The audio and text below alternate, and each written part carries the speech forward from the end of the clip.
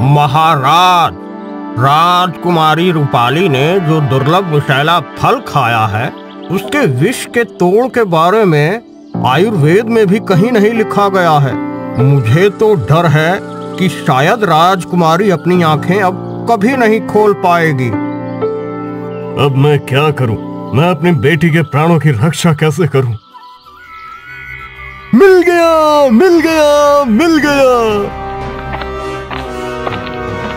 अरे तुझे ऐसा क्या मिल गया जो तू इतना खुश हो रहा है? मुझे उस फल के जहर का तोड़ मिल गया, जिसे खाकर राजकुमारी जी जिंदगी और मौत से लड़ रही है।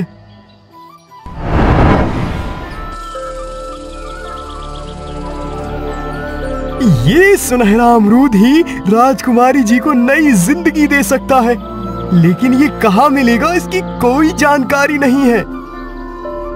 अगर सुनहरा अमरूद मेरी बेटी को नया जीवन दे सकता है, तो मैं उसे ढूंढने के लिए आकाश पाताल एक कर दूंगा।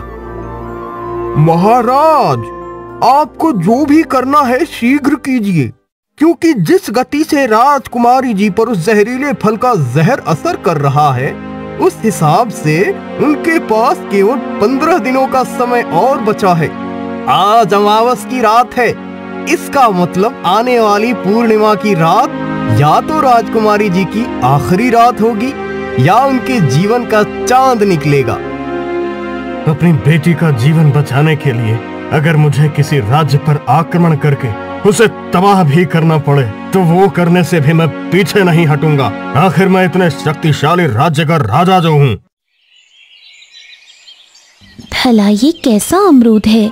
मैंने ऐसा अमरूद तो पहली बार देखा है। पिताजी को इसके बारे में बताना होगा। पिताजी अभी यहीं थे, कहाँ चले गए?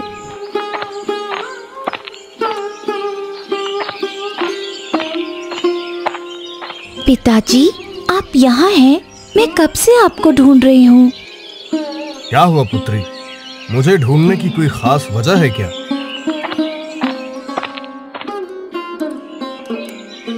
पिताजी, ये देखिए, मेरे अमरूद के पेड़ पर सिर्फ एक ही अमरूद उगा है, वो भी सुनहरा। भला ऐसा कैसे हो सकता है? मैं जानता हूँ कि ऐसा कैसे हुआ है। इसका मतलब है कि हमारे दादा परदादा जो कहा करते थे, वो बात सत्य थी। कौन सी बात महाराज? वो कहा करते थे कि हमारे राज्य में जमीन के अंदर एक सुनहरे पानी की नदी बहती है, जिसका पानी अमृत के समान है, लेकिन उस तक इंसान नहीं पहुंच सकता। सिर्फ पेड़ पौधों की जड़ें ही उस तक पहुंच सकती हैं, और जिस भी पेड़ की जड़ें उस सुनहरे पानी तक पहुंच जाती है, उसके फल सुनहरे होते हैं।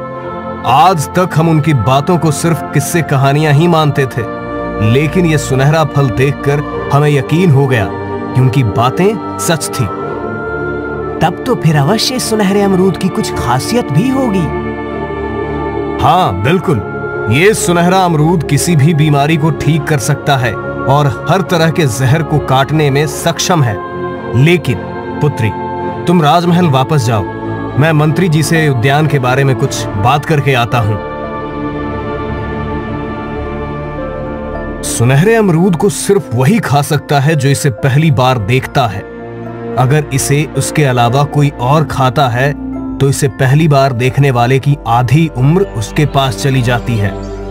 ये तो बहुत बड़ी समस्या हो गई महाराज। हमारे सामने इससे भी बड़ी समस्या खड़ी हो गई है। कौन सी समस्या महाराज? नव्या ने सबसे पहले सुनहरे अमरूद को देखा है, तो अगर पकने से पहले सुनहरे अमरूद को तोड़ा गया या पेड़ को काटा गया, तो उसी वक्त नव्या की मौत हो जाएगी। लेकिन मेरी समझ में ये नहीं आ रहा है कि पता कैसे चलेगा कि सुनहरा अमरूद पक चुका है या नहीं। आज अमावस्या है ना मंत्री जी? जी महाराज। तो फिर यह सुनहरा अमरूद आज से ठीक 15 दिन बाद, जब पूर्णिमा का चांद आसमान में ठीक अमरूद के पेड़ के ऊपर आएगा, तब सुनहरा अमरूद पूरी तरह पक जाएगा। उसके बाद यदि इसे नव्या खाएगी तो उसकी आयु बढ़ जाएगी, और यदि उसे किसी भी तरह की बीमारी होगी तो वो ठीक भी हो जाएगी। परंतु यदि नव्या के अलावा किसी और ने सुनहरा अमरूद खाया तो 15 दिन बाद जो होगा वो होगा, लेकिन अभी इस सुनहरे अमरूद की रक्षा करनी होगी। मंत्री जी, सेनापति से कहकर दिन रात इस अमरूद की सुरक्षा करने का बंदोबस्त कीजिए। जो आपकी आज्ञा महाराज। तुम बहुत शीघ्र ठीक हो जाओगी। मैंने सैनिकों को सुनहरे अमरूद की तलाश में इस राज्य में ही नहीं बल्कि दूसरे राज्यों में भी भेज दिया है।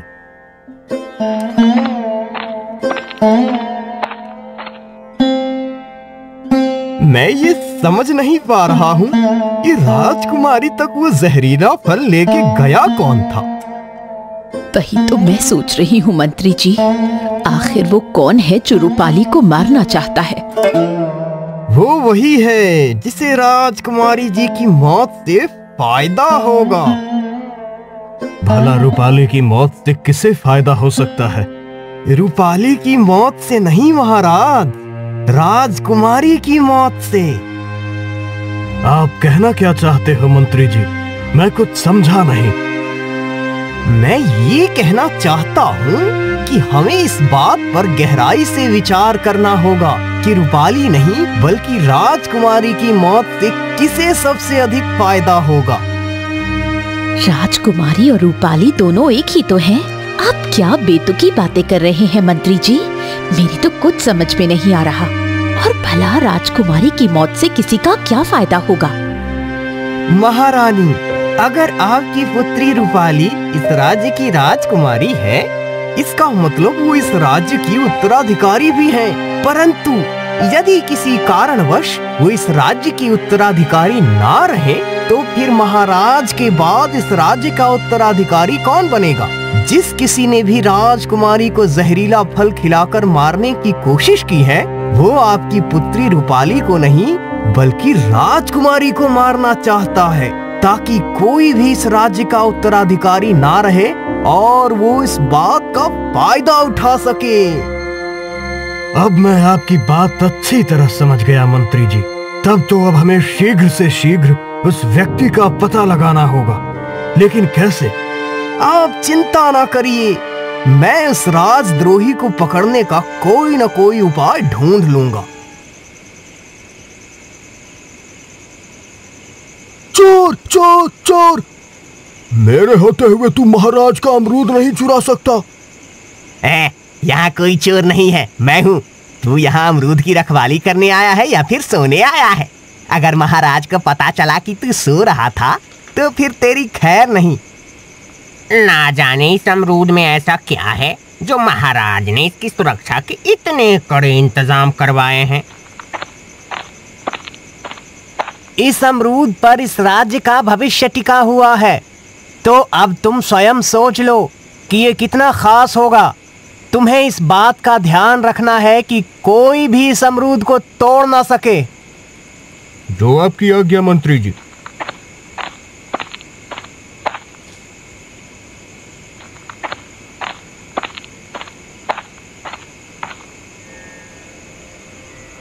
क्या बात है जी, आजकल आपको घर आने में इतनी देर क्यों हो जाती है?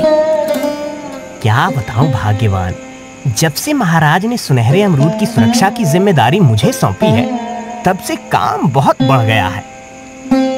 आप किस सुनहरे अमरूद के बारे में बात कर रहे हैं जी? इसका मतलब आने वाली पूर्णिमा की रात तक राजकुमारी नव्या के प्राण संकट में रहेंगे। तुमने बिल्कुल ठीक कहा।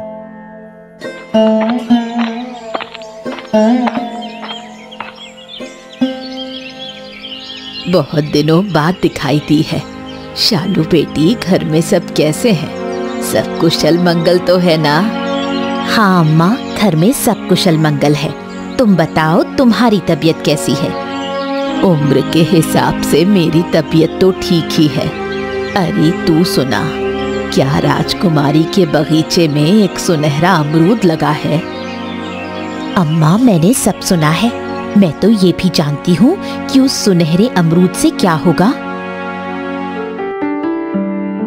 कौन हो सकता है वो जिसे राजकुमारी रूपाली की मौत से फायदा होगा? कहीं वो महामंत्री प्रकाश तो नहीं? मुझे लगता है रूपाली को जहरीला फल देने वाला कोई और नहीं बल्कि मेरा छोटा भाई प्रताप है, क्योंकि एक वही है जिसे उसकी मौत से सबसे ज्यादा फायदा होगा। राजकुमारी को जहरीला फल देने वाला कौन है? क्योंकि उसका मकसद राजकुमारी को सिर्फ मारना नहीं बल्कि कुछ और भी है। बस अब 10 दिन और बाकी हैं। इसका मतलब मैंने जो सुना वो सब सच था।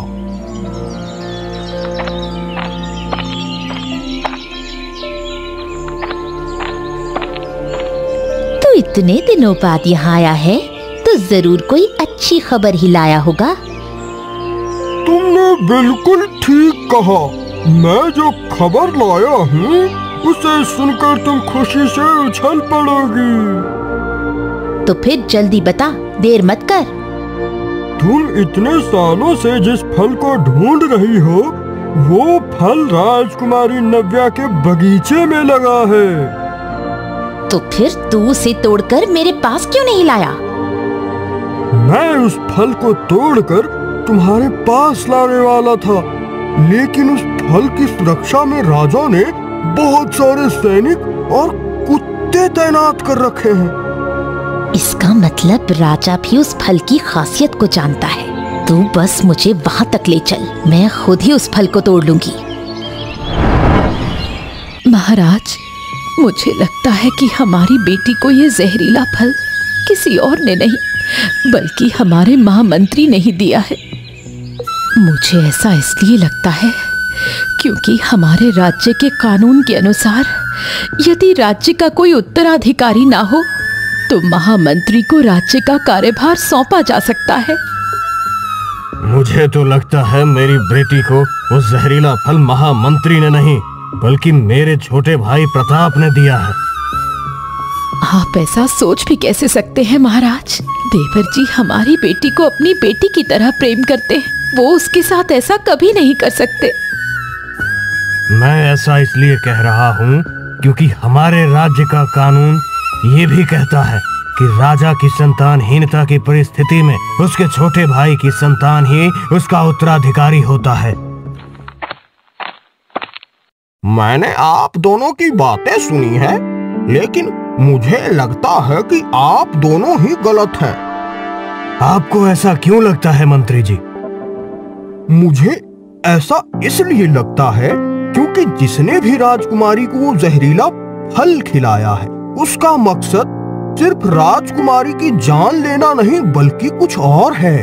क्योंकि अगर उसे राजकुमारी को सिर्फ जान से मारना होता तो उन्हें ऐसा जहरीला फल नहीं खिलाता जो कि धीरे असर करता है, बल्कि कोई ऐसा जहर खिलाता जिससे राजकुमारी जी की सांसें शीघ्र से शीघ्र थम जाती। आपकी बातों ने तो रहस्य और गहरा कर दिया मंत्री जी। आपने जो कहा उस बारे में मैंने सोचा ही नहीं, लेकिन फिर भी मैं महामंत्री और अपने भाई पर नजर रखूंगा। आपको जो भी करना है जल्दी कीजिए, क्योंकि अब सिर्फ 5 दिन बचे हैं। बाकी के बचे दिन भी बिना किसी परेशानी के बीत जाएं, फिर मेरी बेटी सुरक्षित होगी। अरे ये क्या? आज अचानक आंधी तूफान कहां से आ गया? आंधी तूफान से सुनहरे अमरूद के पेड़ की रक्षा करनी होगी।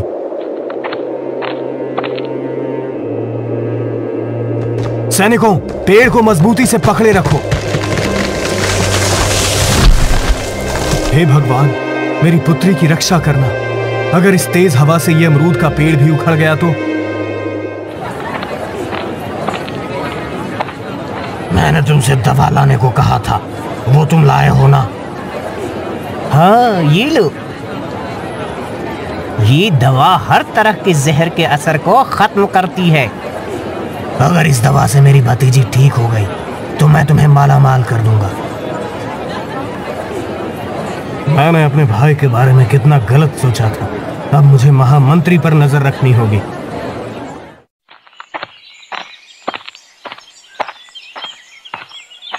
महाराज, अब सिर्फ 3 दिन और बचे हैं, लेकिन अब तक ना सुनहरे अमरूद की कोई जानकारी मिली है न कुछ पता। ना जाने अब क्या होगा। महाराज, हमारे सैनिकों ने सुनहरे अमरूद के बारे में पता कर लिया है। तो फिर जल्दी बताओ, वो कहाँ है? वो हमारे पड़ोसी राज्य के राजा हितेश की बेटी के बगीचे में लगा है। हमारे सैनिकों ने राजा हितेश के राज्य के लोगों को उस सुनहरे अमरूद के बारे में बातें करते हुए सुना है। मंत्री जी, अभी राजा हितेश के पास जाओ और उनसे सुनहरा अमरूद मांग कर ले आओ। और अगर वो इनकार कर दें तो उनसे कहना कि युद्ध के लिए तैयार रहें।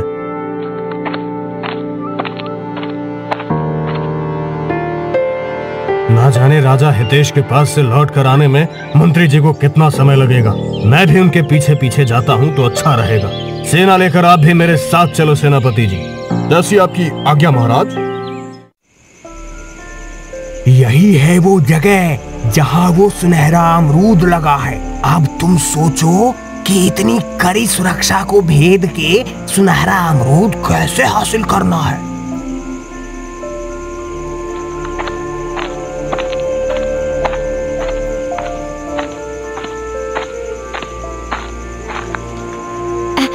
हम दोनों। तूने मुझसे कहा था ना कि सुनहरा अमरूद कैसे हासिल करना है, वो मैं सोचूं? हाँ, मैंने कहा था। वो मैंने सोच लिया है। कैसे? ऐसे। मुझे तो ये पता ही नहीं था कि तुम रूप भी बदल सकती हो। तुझे क्या लगता था मैं कोई मामूली डायन हूँ? मैंने अपनी इसी शक्ति का इस्तेमाल करके राजा धवल का भी रूप बनाया था। मैं इससे भी बहुत ज्यादा कर सकती थी, लेकिन समय के साथ मेरी शक्तियाँ कमजोर हो रही हैं, जिन्हें वापस पाने के लिए मुझे सुनहरे अमरूद की जरूरत है। मुझे क्या करना है? तुम्हारे पास कोई भी शक्ति हो, मुझे तो बस तुम्हारे दिए हुए सोने से मतलब है। तू यहीं रुक, मैं अभी आती हूँ।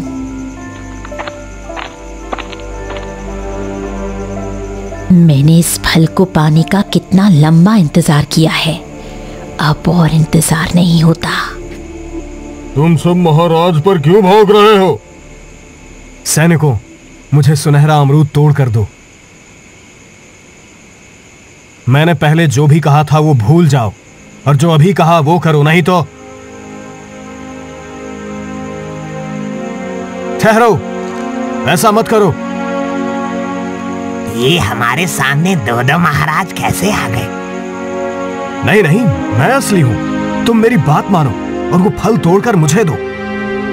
कौन असली है कौन नकली, इसका फैसला भी करता हूँ। ये कुत्ते महाराज की सुगंध पहचानते हैं। मुझे छोड़ दे राजा, नहीं तो तेरे लिए अच्छा नहीं होगा। तुम कौन हो और तुम्हें सुनहरा अमरूद क्यों चाहिए? मैं कौन हूँ तुझे कभी नहीं बताऊंगी। तू नहीं तो तेरा साथी तेरे बारे में जरूर बताएगा। मुझे देखकर वो यहाँ से भाग गया है। सैनिकों, इसे आम के पेड़ से बांध दो और इसके साथी को ढूंढकर दोनों को कल सुबह राज दरबार में पेश करो। जैसी आज्ञा महाराज। महाराज, आपको पता कैसे चला कि नव्या के उद्यान में कोई घुसा है?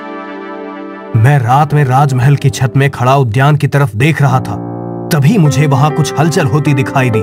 मैं उसी के बारे में पता करने वहां गया तो मुझे तभी उन दोनों के बारे में पता चला। आप कौन हैं और कहां से आए हैं? मैं राजा धवल का मंत्री काशी हूं और यहाँ उनका संदेश वाहक बनकर आया हूँ। कहो, राजा धवल का क्या संदेश लाए हो? उन्होंने कहा है कि आपकी बेटी के उद्यान में जो सुनहरा अमरूद लगा है वो तोड़कर चुपचाप आप मुझे दे दें, वरना युद्ध के लिए तैयार रहें। मैं राजा धवल की धमकी से डरने वाला नहीं हूँ। मैं वो सुनहरा अमरूद किसी भी कीमत पर तुम्हें नहीं दूंगा।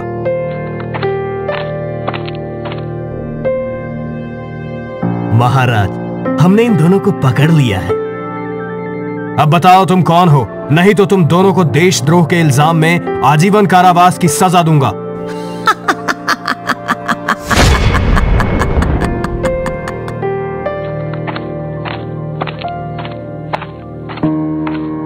अब आप कौन हैं और यहां क्यों आए हैं?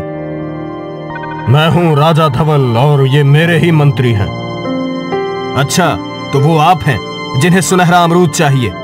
इतने सारे लोग सुनहरे अमरूद के पीछे पड़े हैं। भला आप सबको सुनहरा अमरूद क्यों चाहिए? अब तुम दोनों भी बता दो, नहीं तो आजीवन कारावास में रहना पड़ेगा। महाराज, ये एक डायन है। इसे अपनी खोई शक्तियां वापस लाने के लिए वो सुनहरा अमरूद चाहिए। मैंने सब सच बता दिया, मुझे कारावास में मत डालना। इस डायन को तो मैं सुनहरा अमरूद किसी भी कीमत में नहीं लेने दूंगा। आप भी मुझे क्षमा करना, मैं वो आपको भी नहीं दे सकता। ये जानते हुए कि उस अमरूद से मेरी पुत्री की जान बच सकती है, उसके बावजूद आप उसे देने से मना कर रहे हैं। अब आप युद्ध के लिए तैयार रहिए।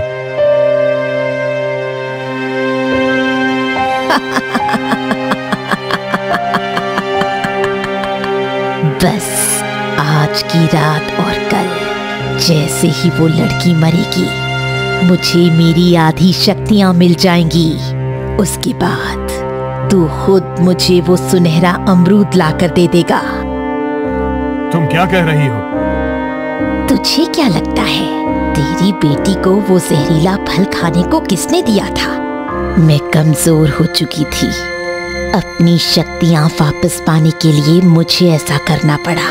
जैसे जैसे तेरी बेटी मौत के मुंह में जा रही है, वैसे वैसे मेरी शक्तियां बढ़ रही हैं। उसके मरते ही मेरी शक्तियां वापस लौट आएंगी। उसके बाद मैं तुम दोनों के राज्य को तबाह कर दूंगी। लेकिन तुमने मेरी पुत्री को ही वो जहरीला फल क्यों खिलाया? क्योंकि तेरी बेटी पूर्णिमा की रात को जन्मी थी, इसलिए। पिताजी, अगर ऐसी बात है तो सुनहरा अमरूद रूपाली को खिला दीजिए। अगर मेरी आधी जिंदगी से हमारा राज्य और रूपाली की जिंदगी बच सकती है तो मैं अपनी आधी जिंदगी देने के लिए तैयार हूँ। मुझे नहीं पता था कि मेरी पुत्री बड़ी हो चुकी है। अगर तुम ऐसा चाहती हो तो फिर पूर्णिमा की रात को जब सुनहरा अमरूद पक जाएगा तब मैं उसे राजा धवल को सौंप दूंगा। नहीं, तू ऐसा नहीं कर सकता। अगर तूने ऐसा किया तो मैं मर जाऊंगी।